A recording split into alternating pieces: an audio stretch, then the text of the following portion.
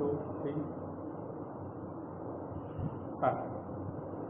Okay, friends.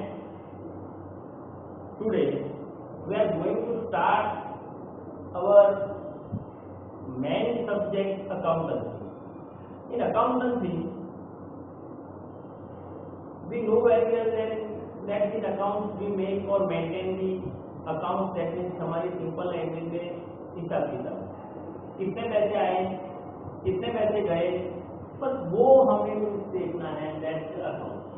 Then उसके हिसाब से हमें पता चल रहा है कि बिजनेस में से क्या प्रॉफिट हुआ, कितना लॉस हुआ है, हमारी फाइनेंशियल पोजीशन क्या है, वो सब चीज हम अकाउंट मेंटेन करेंगे तो हमें पता चल रहा है। तो नॉर्मली देखो तो अकाउंट इज मेंटेन एवरीवेयर और अकाउंट इज यूजफुल एवरीवेयर। हर जगह पे अकाउंट यूजफुल है, हर जगह पे अकाउंट को हम यूज कर रहे हैं। फॉर एग्जाम्पल मैं सिंपल एग्जाम्पल दे रहा हूँ कि मीन्स घर की बात करूँ तो नॉर्मली समझ लो कि मीन्स तुम्हारे पापा ने तुम्हारी मम्मी को 1000 रुपीज दिए या 10,000 रुपीज दिए और वो दिया कि तुम्हें ये सब 10,000 रुपीज का हिसाब चाहिए कि आप कहाँ पे कितने पैसे खर्च कर रहे हो। तो होने वाला क्या है, your mother will spend the amount variable, कहीं भी वो खर्च कर रहे हैं तो विल मेक अ नोट, वो नोट बनाएंगे। फॉर एग्जाम्पल के मीन आज वो वेजिटेबल्स तो उन्होंने 100 रुपीज का वेजिटेबल्स ले लिया, देन घर की 200 रुपीज के फ्रूट्स लिए, वेजिटेबल्स ले लिए, फ्रूट्स लिया, और भी मिसलेनियस एक्सपेंस हुआ। देन इलेक्ट्रिसिटी का बिल आया तो इलेक्ट्रिसिटी बिल दे दिया, देन मिल्क का बिल है तो मिल्क दे दिया, ग्रोसरी का बिल है तो ग्रोसरी दे दिया। जैसे कि 1000 मिसलेनियस एक्सपेंस है, 500 इलेक्ट्रिसिटी का बिल है, 1500 बिल है, 3000 ग्रोसरी का बिल है। नेक्स्ट, अब ये सब टोटल मिला के हम चेक कर रहे हैं 5 + 5 10 + 3 13 3 4 5 6 6,300 रुपीज, 2 + 3 5 6 6,300 रुपीज टोटल पैसे उन्होंने स्पेंड किए। कहीं ना कहीं पे वो डिटेल है हमारे पास। अब वो ऐसे है तो जो पापा को दिखाएंगे कि 10,000 में से 6,300 रुपीज तो मैंने खर्च कर दिए, तो बाकी कितने बचे 3,700 दैट्स कैश ऑन हैंड। उनके हाथ पे उनके पास कैश कितनी है 3,700। तो ये भी समझ लो कि 3,700 कैश है, तो फिर उनके अकाउंट प्रॉपर और परफेक्ट है। क्यों कि जितने पैसे में उनको मिले थे उसमें से जितना स्पेंड किया है उन्होंने वो माइनस करने के बाद कैश ऑन हैंड उनके पास उतने होने चाहिए, उतने ही अमाउंट है, तो उनके अकाउंट में कोई मिस्टेक नहीं है। बट कई बार ऐसा होता है कि उनके पास कैश अभी 3,500 है और एज पर अकाउंट होने चाहिए 3,700, तो यहाँ कहीं पे कुछ मिस्टेक है 200 रुपीज की, तो 200 रुपीज गए कहाँ, तो वो कई बार ऐसे प्रॉब्लम है। तो अकाउंट मेंटेन करेंगे तो हमें प्रॉपर पता चलेगा कि हमने कहीं पे कोई अकाउंट या कोई वैल्यूएशन ऐसा रिकॉर्ड नहीं किया या ऐसा। तो इन शॉर्ट अकाउंट ऐसे ही मेंटेन हो रहा है, बट वो पूरे रूल्स एंड रेगुलेशन से हो रहा है, हमें वो सीखना है। नॉर्मल ये सब हमें पता है कि इतने पैसे आए इतने गए।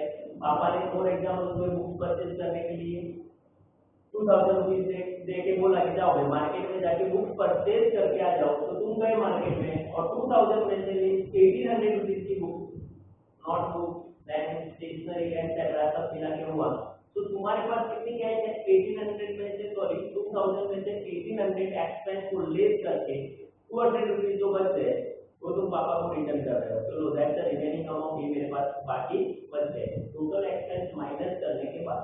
तो ये तुमने क्या किया, पापा को अकाउंट दी, यानी कि उनको मेंटेन अकाउंट करके दिया कि टोटल इतनी पैसे मुझे मिले थे 2,000, उसमें से मेरा एक्सपेंस हो गया 1,800, तो बैलेंस अमाउंट 200 है, तो ये अकाउंट हो गया। ये डायरेक्ट ये होता है। बट हमारे में जो अकाउंटेंट है तो सीखने वाले उसमें पर्टिकुलर एक्सपेंस पर्टिकुलर हेडिंग में आने चाहिए, पर्टिकुलर रूल्स के अकॉर्डिंग आने चाहिए, तो वो सब पूरा डिटेल में हमें करना है। ये नॉर्मल अकाउंट है जो हर जगह पे ये मेंटेन हो रहा है नॉर्मली। बट हम बिजनेस के लिए बनाने वाले हैं तो बिजनेस के अकाउंट में हमें बहुत सारे रूल्स एंड रेगुलेशन है, सभी रूल्स एंड रेगुलेशन को कंसीडर करना है, ट्रांजेक्शन कैसे होते हैं वो सब देखना है। तो हमारे पास जितने भी अकाउंटिंग टर्म्स है, सबसे पहले मैंने इसमें अकाउंट को बेसिक समझा है। अकाउंट यानी कि बहुत ही प्रीवियस टाइम से चल रहा है, महाभारत के टाइम में भी इसको नकुल संभाल रहे थे।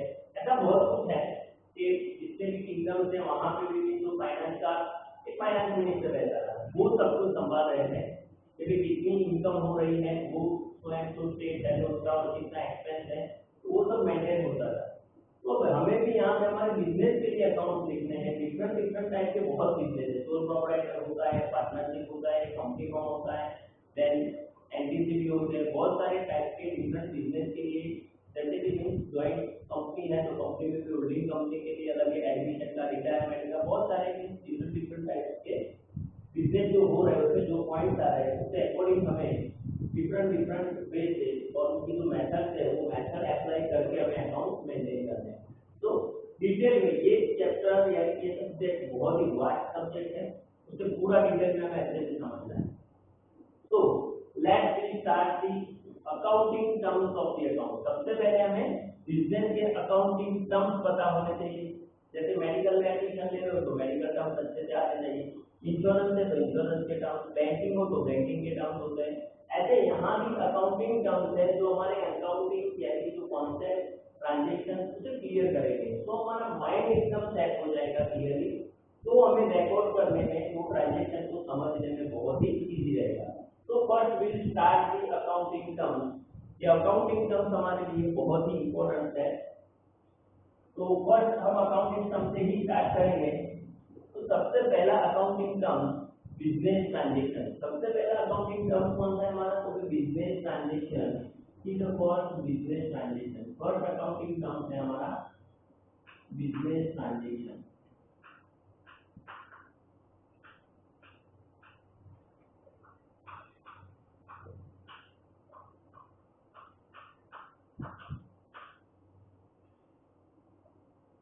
अच्छे से समझना है क्योंकि थियोरेटिकल मीन्स है पोर्शन और प्रैक्टिकली एग्जांपल देके means I will try my best to make it practical. तो प्रैक्टिकल बनाने के लिए मैं मीन्स ट्राई कर रहा हूँ। तो फर्स्ट बिजनेस ट्रांजेक्शन यानी क्या, पहले तो बिजनेस ट्रांजेक्शन लाइफ में तुमने बहुत बार किए होंगे ट्रांजेक्शन, बट जब भी वर्ड देखते बिजनेस ट्रांजेक्शन तो ऐसा लगे कुछ नया है, तो कुछ भी नया नहीं है, बहुत ही फैमिलियर है ये ट्रांजेक्शन। फॉर एग्जांपल स्टूडेंट्स के भी पॉइंट से एग्जांपल दूं तो स्टूडेंट क्या करते हैं कि तुमने कहीं मार्केट में से यानी किसी बुक स्टॉल में से कोई बुक परचेज की है या कोई stationery pen pencil etcetera purchase किया है, तो ये तो दैट इज ट्रांजेक्शन। वो क्या हो रहा है, ट्रांजेक्शन हो रहा है। ट्रांजेक्शन में क्या होता है, मैं यहाँ पे टॉप ड्रॉ कर रहा हूँ, समझ लो कि बुक स्टॉल है, ये बुक स्टॉल है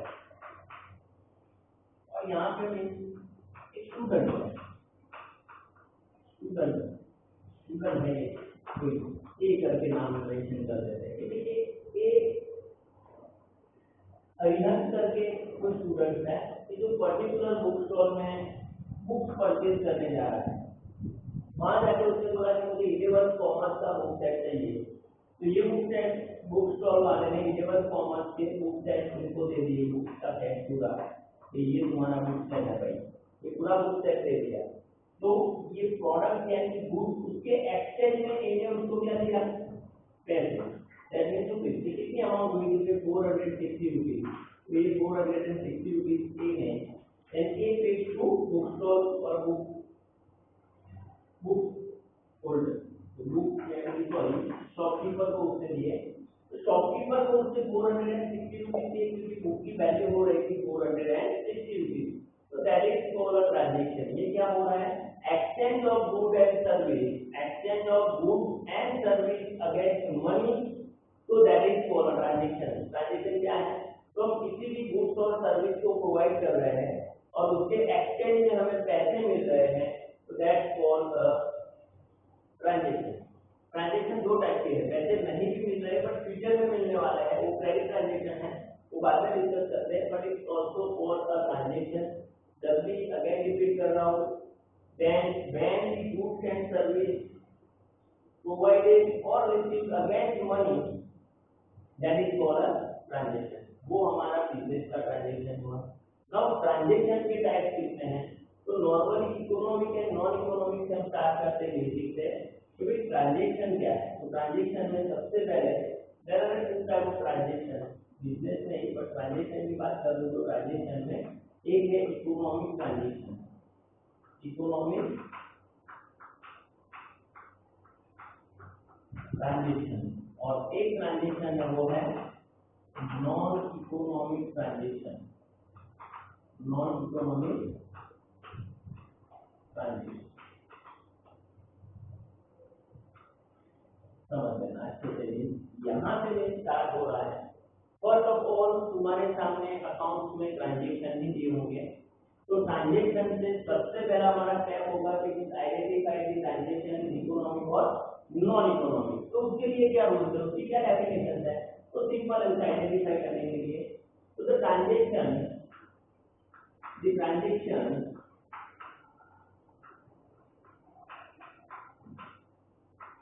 which can be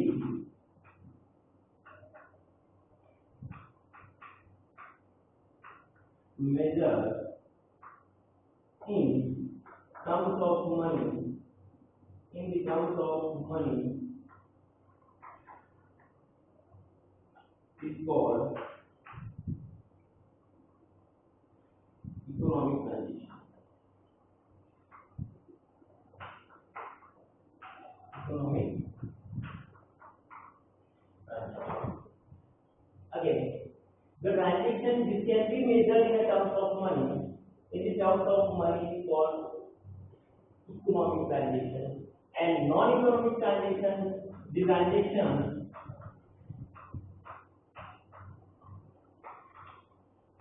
which cannot be measured, which cannot be measured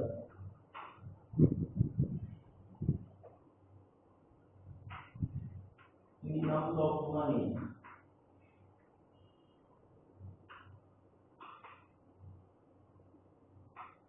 is called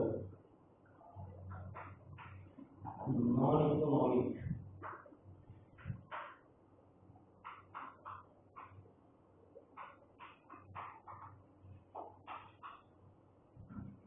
तो पहले ये क्लियर होना चाहिए कि ऐसा ट्रांजेक्शन है कि जिसे तुम पैसों में मेजर कर सकते हो। The transaction which can be measure in terms of money, तो मीन्स हम जो भी गुड्स एंड सर्विस कहीं से ले रहे हैं या किसी को प्रोवाइड कर रहे हैं, उसके एक्सचेंज में यानी कि उसकी वैल्यू हम पैसों में मेजर कर रहे हैं। तो दैट मीन्स समझ लेना कि that is an economic transaction. For example मैं तुम्हें एग्जांपल दूं कि मार्केट में से मैंने ये स्टॉक परचेज किया है, तो स्टॉक परचेज किया तो मैंने ये स्टॉक के लिए पेमेंट किया है, तो that's the economic transaction. Simple है। मीन्स मैं यहाँ से किसी ऑटो में किसी मेरे घर पे जा रहा हूँ, तो ऑटो वालों को मैं रेंट दे रहा हूँ, दैट्स द इकोनॉमिक ट्रांजेक्शन। मैंने मेरे लिए कोई गुड्स परचेज किया है, या सपोज के मीन्स मैं किसी होटल में जाके खाना खा रहा हूँ, या मैंने खाना खाया तो वहां पे मैंने बिल पेमेंट किया, तो वो क्या हो गया? Economic transaction. क्यों? कि सभी ट्रांजेक्शन को हम पैसे में मेजर कर रहे हैं। खाना खाया तो उसकी कोई वैल्यू फिक्स हुई, उसका पेमेंट किया। ऑटो में गए, उसकी फिक्स वैल्यू हुई, उसके लिए हमने चार्ज किया। स्टॉक फिक्स परचेज की, उसकी जो वैल्यू फिक्स हुई उसके हमने पेमेंट किया। तो ये सभी चीज यानी सभी को हमने पैसों में मेजर किया। तो all are considered as a economic transaction. अब नॉन इकोनॉमिक ट्रांजेक्शन तो जिसे हम पैसों में मेजर नहीं कर सकते, that means the transaction which can not be measured in terms of money, that is called non economic transaction. तो इसके एग्जांपल क्या है? एग्जांपल से और ज्यादा क्लियर करेंगे मींस के ये डेफिनेशन को। तो नॉन इकोनॉमिक ट्रांजेक्शन का मीनिंग है कि ऐसे ट्रांजेक्शन जिसको हम पैसों में मेजर नहीं कर रहे। फॉर एग्जांपल मैं तुम्हें दूं कि मींस मैं मेरे फ्रेंड के साथ मीन्स उसके बाइक पर मेरे घर पे गया, तो बाइक में मीन्स मेरे फ्रेंड ने मुझे ड्रॉप किया, तो ड्रॉप करके जैसे ऑटो वाले ने पैसे लिए वैसे मीन्स तो मेरे से पैसे नहीं दे रहा है, तो दैट मीन्स क्या हुआ? तो नॉन इकोनॉमिक है, क्योंकि मीन्स एक सर्विस प्रोवाइड हुई है बट उसके लिए उन्होंने मेरे से कोई चार्ज नहीं किया है। दैट मीन्स उन्होंने वो सर्विस को पैसों में मेजर नहीं किया है, तो it's considered as a non economic transaction. कई बार तुम वैकेशन में मीन्स अपने मामा के घर पे यानी कि मैटरनल अंकल हो या पैटर्नल अंकल हो, हम कई बार छुट्टियों में मीन्स वैकेशन के लिए जा रहे हैं, तो मामा के घर पे आप एक ही रूम में जाके सो जाते हो तो तुमसे जैसे होटल वाले चार्ज कर रहे हैं वैसे वहां पे कोई चार्जेस नहीं लगा रहे, तो that is non economic transaction. क्यों कि वहां पे तुम रहे उसका चार्ज उन्होंने कंसीडर नहीं किया कि मीन्स आज एक नाइट स्टे किया है तो वन नाइट स्टे का चार्ज इज 1000 रुपीज। होटल में गए तो 1000, 2000, 3000 हम पे कर रहे हैं, बट यहाँ पे तुमने स्टे किया मामा के घर पे लो तो दैट इज नॉन इकोनॉमिक। किसी ब्लाइंड पर्सन को तुमने कहीं पे रोड क्रॉस करवा दिया तो दैट इज नॉन इकोनॉमिक, क्योंकि तुमने कोई चार्ज दिया नहीं है उससे, तो ये नॉन इकोनॉमिक हुआ। बिजनेस में जो आने वाले जैसे कि तुम किसी को ऑर्डर कर रहे हो, सिर्फ ऑर्डर करना तब तक अभी तक फाइनल नहीं है वहां से कितना गुड्स उन्होंने सेंड किया, तो ऑर्डर कर रहे हो समझ लेना अच्छे से, it's also non economic transaction. Order कर रहे हैं तो नॉन इकोनॉमिक ट्रांजेक्शन है। तो सबसे पहले मैं ये डिसाइड करना है कि ट्रांजेक्शन इकोनॉमिक है या नॉन इकोनॉमिक। ओके, और एक इम्पोर्टेंट थिंग क्या है कि only economic transactions are recorded in the books of account। only economic transaction से जो ट्रांजेक्शन इकोनॉमिक है उसे ही हम अकाउंट की बुक में रिकॉर्ड करेंगे। Non economic transaction are not recorded in the books of account. यानी कि जो नॉन इकोनॉमिक ट्रांजेक्शन है जिसको हम पैसों में मेजर नहीं कर रहे हैं वो सभी ट्रांजेक्शन कैसे हो गए non economic and is not recorded in transaction. जैसे कि तुम्हारे यहाँ पे कोई मैनेजर है, वो 3 पर्सन है, उसके जाने से तुम्हें लॉस हो रहा है क्योंकि तुम्हारे नंबर ऑफ कस्टमर्स रिड्यूस हो रहे हैं, बट उसे हम कंसीडर नहीं कर रहे हैं क्योंकि वो नॉन इकोनॉमिक है। तो ये बिजनेस में लॉस है, एक लिमिटेशन है एक अकाउंटेंसी की, वो क्रिटिकल पोर्शन हम बाद में चेक करेंगे क्योंकि टर्म्स क्लियर हुए तो सब कुछ इजी होगा हमारे लिए। तो नॉन इकोनॉमिक ट्रांजेक्शन जिसको हम पैसों में मेजर नहीं कर रहे हैं। आगे मैंने जो एग्जाम्पल दिए वो सब रेकॉर्ड नहीं होंगे। मामा के घर पे गए थे, फ्रेंड के घर पे गए, वहां से चाय पी ली, तो ये सब ट्रांजेक्शन नॉन इकोनॉमिक, और non economic transaction are not recorded in the books of account. Non economic transaction को हम बुक्स में रिकॉर्ड नहीं करेंगे। ओके, अब आगे थोड़ा सा इसमें जाएंगे इकोनॉमिक ट्रांजेक्शन को। नॉन इकोनॉमिक यहाँ पे स्टॉप हो गया, क्यों कि non economic transaction are not recorded in the books of account, तो उसका कोई रिकॉर्ड होने वाला नहीं है, तो नॉन इकोनॉमिक यहीं पे स्टॉप हो जाएगा, उससे आगे कुछ हम नहीं करेंगे। बट इकोनॉमिक का थोड़ा और आगे डिटेल में देख लेते हैं एक बार। अब इकोनॉमिक ट्रांजेक्शन क्या है, तो इकोनॉमिक ट्रांजेक्शन में और थोड़ा आगे चलेंगे तो कैश ट्रांजेक्शन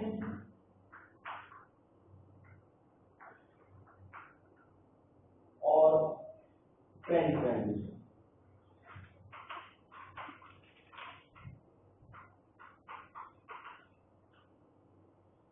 कैश और फ्रेंड ट्रांजेक्शन क्या है, मुझसे थोड़ा सा डिस्कस कर लेते तो और क्लियर हो जाए हमारा।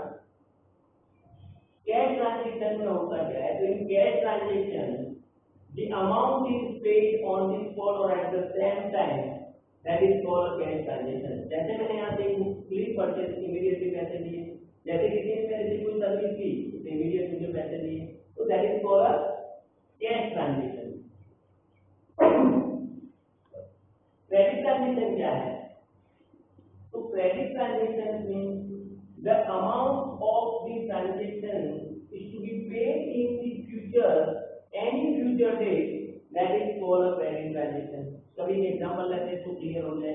समझ लो कि मेरे को यूनिट का है शॉप में, यहाँ से मैंने 5000 रुपीज का गुड्स किया है, कितना गुड्स किया 5000, तो गुड्स मेरे पास आ गया, बट पेमेंट अभी तक मैंने उनको किया नहीं है। मैंने ऐसा मेंशन किया कि जो पेमेंट है वो फ्यूचर में जब पेमेंट होगी पेमेंट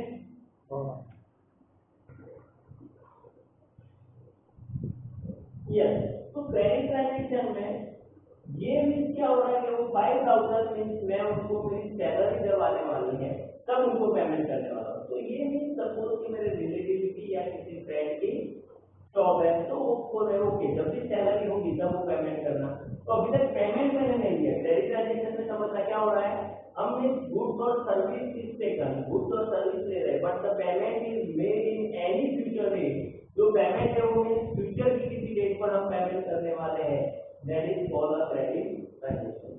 तो cash transaction and credit transaction में अगेन, तो कैश ट्रांजेक्शन में क्या है, तो when amount is paid on the spot, means आज मैंने बुक ली, बुक के पैसे दिए, ग्रोसरी ली, ग्रोसरी के पैसे दिए, कोई सर्विस ली, उसके पैसे पेमेंट कर दिए on the spot, that is called a cash transaction. That means the amount is paid on the spot or on the same time, that is called a cash transaction। amount is paid at the same time or on the spot, that is called as cash. By cash or by bank means यहाँ पे by cash or by bank on the spot हम payment कर रहे हैं, that is called as cash transaction. और credit transaction में क्या हो रहा है, तो क्रेडिट ट्रांजेक्शन में amount is paid in any future date, जो अमाउंट है वो हम फ्यूचर की किसी डेट पर पेमेंट करेंगे, तो that is called a credit transaction. फिर आगे रूल्स होंगे कैश और क्रेडिट ट्रांजेक्शन को तुम्हें आइडेंटिफाई करना है कि कैसे पता चलेगा कि कैश ट्रांजेक्शन हो रही है क्रेडिट ट्रांजेक्शन से. तो जब भी हम जनरल एंट्री करेंगे तो उसके भी थोड़े से रूल्स है, यानी कि उसे आइडेंटिफाई करने के लिए वो हम डिस्कस करेंगे अच्छे से. तो एक ही हमारा टर्म कंप्लीट हुआ है, समझ लेना कि जो बेसिक टर्म्स है, जो बहुत ही इंपॉर्टेंट टर्म्स है, उसके लिए हम थोड़ा ज्यादा टाइम लेंगे. एक वीक तक एटलीस्ट हमारे टर्म्स चलेंगे, समझ लेना. कई बार ऐसा होता है कि टर्म्स बहुत स्पीड में 1 या 2 दिन में कंप्लीट कर देते हैं फास्ट एक्सटेंड करके. तो ये समझ लो कि यहाँ से तुम्हारा अकाउंट वीक होना स्टार्ट हो गया, क्योंकि बेसिक टर्म्स के बिना हम आगे प्रॉपर नहीं कर सकते हैं, ट्रांजेक्शन को अच्छे से नहीं समझ सकते. तो मेरे जो मेथड है उसमें अकाउंटिंग टर्म्स में ही ज्यादा टाइम होने वाला है. अकाउंटिंग टाइम मिनिमम 1 वीक तक हम करेंगे, बहुत स्लो होगा बट 1 वीक तक हमारे अकाउंटिंग टर्म्स चलेंगे. टर्म्स क्लियर हो जाए उसके बाद आगे जो रूल्स है उसको देखेंगे, फिर जनरल एंट्री को करेंगे. तो अकाउंटिंग टर्म्स के बिजनेस ट्रांजेक्शन जो टेक्स्ट बुक में है तुम्हें उसे अच्छे रीड करना है, जो एक्सप्लेन किया है उससे भी अच्छे से समझना है. और 1-2 बार टेक्स्ट बुक में तुम्हारी जो अकाउंटिंग टर्म्स है वहाँ पे जाके अच्छे से रीड करना है. तो थैंक यू वेरी मच. आज यहीं पे हम हमारा सेशन कंप्लीट करते हैं और नेक्स्ट जो टर्म्स है वो हमारे नेक्स्ट वीडियो में हम देखेंगे. Okay, thank you very much.